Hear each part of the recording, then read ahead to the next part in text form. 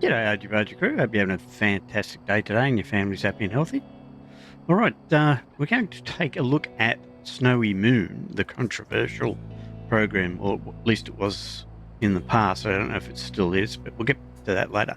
But before we do, if you haven't subscribed, please consider doing so. It's free and it really does help me out so I can continue to bring free videos to you on different games and whatnot, especially ATS and ETS2. Also, if you're interested in joining a VTC, virtual trucking company, there'll be links down in the description. And if you want to pop over to our Discord, there's an invite down there as well. And there's links to all the gear and some of the mods that I use in the description as well. Any questions, don't be afraid to ask. All right, so yes, here we are. We're in ATS, and just to show you what the graphics are like, let's do a little bit of a fly around. Although probably better, we should have been in a city or something like that. But you can see on here exactly how good the graphics are, how clear, how shiny the chrome is, how precise everything is. No shimmering, no flickering, no stuttering. So you get the idea. The graphics are fantastic. And a lot of people have been asking me what graphics what graphics mods, etc. I use. And the basic answer is I used to use PNG and SnowyMoon together, but I found another mod which is called Ultimate Graphics, and I use that. And I'll leave a link to that down in the description as well. But this isn't about Ultimate Graphics. This is about SnowyMoon. I stopped using PNG, Project Next Gen, because it was giving me problems with some of my map combos and whatnot, and it was crashing the game. And it was definitely PNG that was doing it, because I removed it, and even when I removed it, after I removed it, the game still crashed. So I thought, well, it can't be PNG.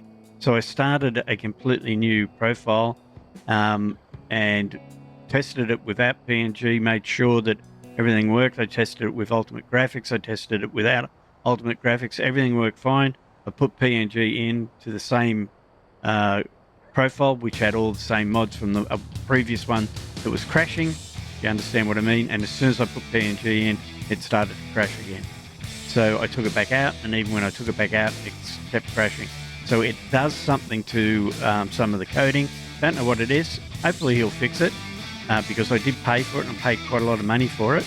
But unfortunately, I can't use it on some of my map mods or map combos, so I don't use it anymore. I use Ultimate Graphics, and to me, Ultimate Graphics is very good. I don't know if it's as good as PNG, because I can't really test it against PNG at the moment because it crashes my game. But from what I remember of PNG, this is equally as good, if not better. And I hate saying that because I'm going to get flamed for it, because it's a paid mod and everybody fanboy of it. But I'm only giving you my honest opinion. It's not necessarily your opinion, but my opinion is that the Ultimate Graphics is better along with SnowyMoon. So, sorry, I got carried away there. SnowyMoon, what you're here for is to find out how to install it and what it does. Here I am, and what I'll do now is we'll go and I'll bring it up. This is a SnowyMoon 10.2.31, and that's the one I use. The main reason I got this was to use it for the brightness scaling, because you couldn't operate brightness in ATS and ETS prior to this, because the slider didn't work. They've fixed it, now it works. So I don't use brightness on SnowyMoon anymore. I only use the DLAA setting, but let's switch that off so you can see the difference. Now, if we back out of there so I can spin around and show you. If we have a look around, you'll see shimmering on the trees, although it's not really showing it good here, but let's get up a bit closer. See how the trees are shimmering, and you've got shimmering on some of the poles. The poles aren't exactly straight, they're a bit jaggedy. You can see the shimmering in the trees here. And it doesn't look right. It looks over sharp when it's not on. You can see the lines on the roads, they're all jaggedy and whatnot. So if I turn it back on again, just to show you what it looks like, where it DLAA, you can see it just clears up and gets rid of the shimmering. Oops, wrong button. And you can see the lines on the road are nice and straight. If you have a look at the trees, they're not shimmering anymore. They look natural. They're swaying in the breeze even as we speak. So you can see it just looks a lot better. I hope that showed it to you. Again, let's move over a bit here so you get trees as well. We'll turn it off so you can see what it looks like with it off.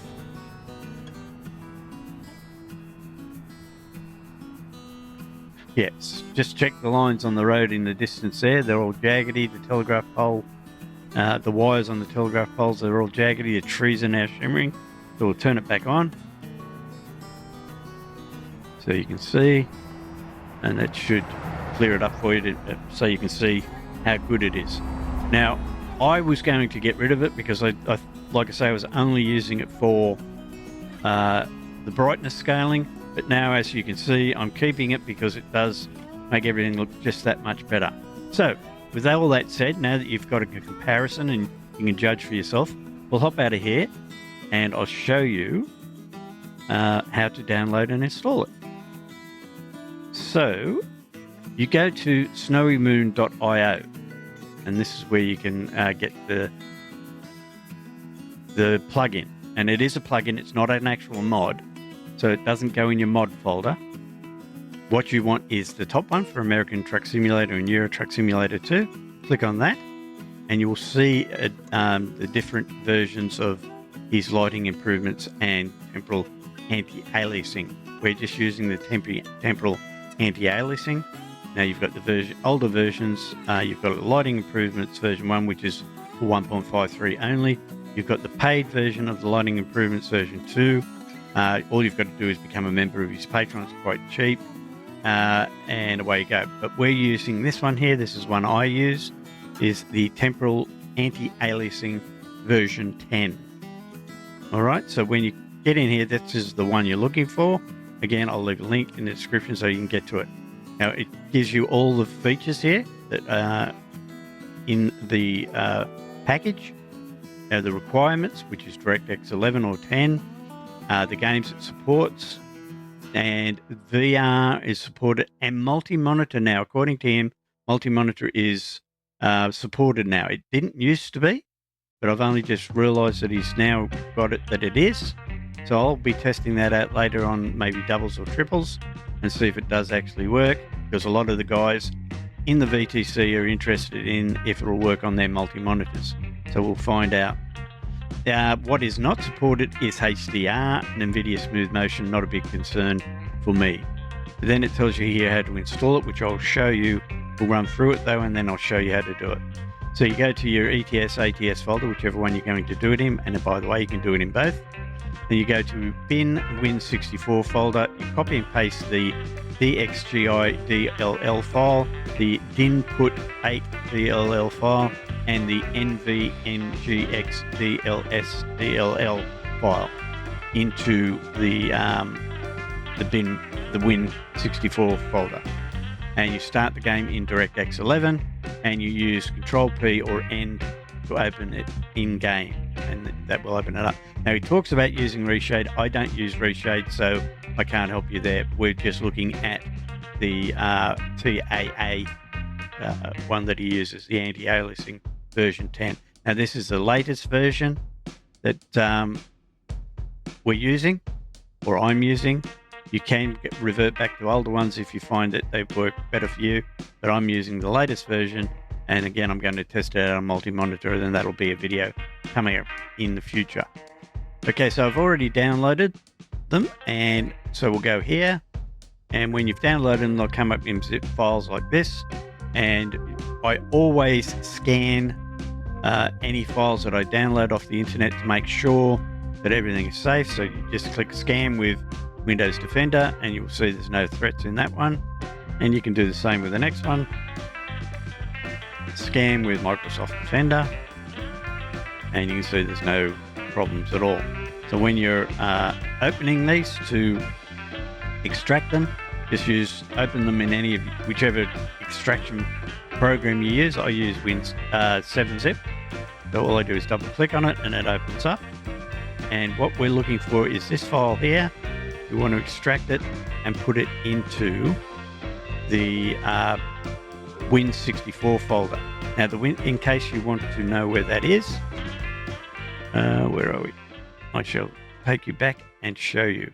So what you're looking for is your Steam library, not your Documents American Truck, because that's where your mod folder is. You want your Steam library where the game itself is. All right, so you go to Steam library, Steam apps, common, and then American Truck Simulator, bin, Win64, and that's where you place it. You don't put it in your plugins, you just place it straight in the Win64 folder. All right, so that's what I'm going to do with this. I'm going to extract that to the American Truck Simulator bin Win64 folder. Say OK. Now it will show that it's already in there because I've already done this. I'm going to copy over the top of it anyway, just to be on the safe side. The other thing is, make sure your game is shut down when you do this, because you won't be able to do it and it won't register properly if you don't. All right, so your game has to be shut down when you're doing it. Then we'll go over here to this one here, which has the other two folders in it, and two files in it, I beg your pardon. And you just highlight both of them. You can highlight it in different ways. You can drag and highlight. Oops, that didn't work. Like so, and highlight them. That's by just left clicking, dragging across them, and letting go. And that highlights them.